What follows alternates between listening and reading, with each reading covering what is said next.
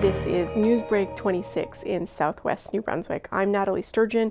Vicki Hogarth is away this week. Here's what's happening in our part of the world. A new ministerial task force has announced $7.4 million for transitional supportive housing projects being initiated by nonprofits.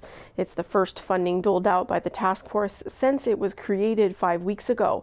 The minister responsible for housing, David Hickey, says it is not money for shelters, but projects similar to Somerset Acres in St. John, which are modular construction trailers retrofitted into temporary housing for those experiencing varying levels of homelessness, and has 24/7 wraparound supports. That's why this funding is created as a larger $7.4 million pot to support more community groups to build projects.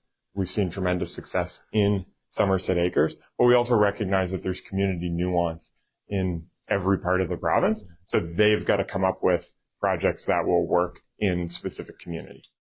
Hickey couldn't say what projects or communities would receive the funding first, only telling reporters the department has identified some shovel-ready projects.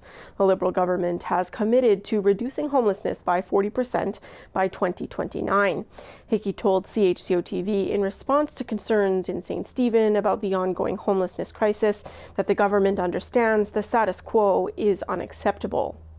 It's critical to have buy-in from everybody that's involved, right? And that's really what led us to the decision of saying we need a centralized task force that offers clarity to New Brunswickers on who is making the decisions and who is setting the vision on this. That's why a couple of weeks ago we announced a ministerial task force on homelessness so that we could bring every department of government and every level of government and nonprofit and community group that is grabbing an oar on homelessness into the same place with centralized decision making so that we could react faster, so that we could do more, and so that, like I said before, New Brunswickers can see a clear difference and a clear impact in the community that they live in.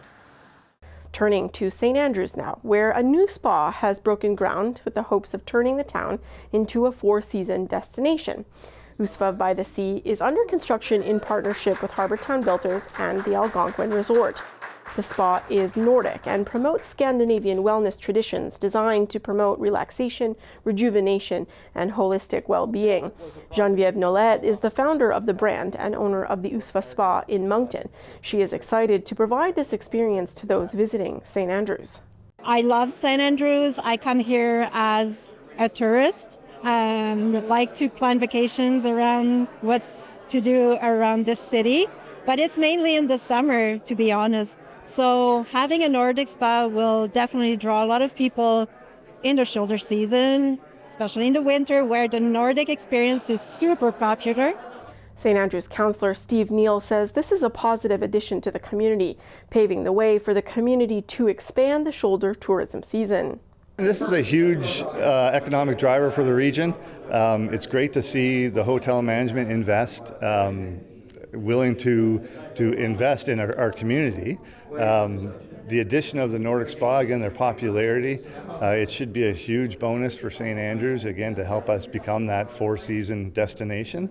The new management group, again, they've been working with council, again, on these two major projects, but again, they've been very, very energetic, we'll call it, very eager, and I mean, they've been great to work with. They've come with tons of ideas on how they can, again, help improve the experience here and help develop the town. Nolette expects the construction to be completed by the spring of 2026. The Nordic Spa, it's all about the thermal experience. So when you think about that, it's a thermal cycle that includes 3 steps: the heat, the cold, and the relaxation. So for the heat, you'll have sauna facilities. So we'll have different types of saunas. Then for the cold, we'll have a cold plunge. And for the relaxation, we'll have some outdoor pools that will be heated, of course. That's all the news I have for you. For more stories and online exclusives, visit CHCO-TV and The Courier online at CHCO.TV. A news and public affairs production of CHCO-TV, New Brunswick's only source for independent community television.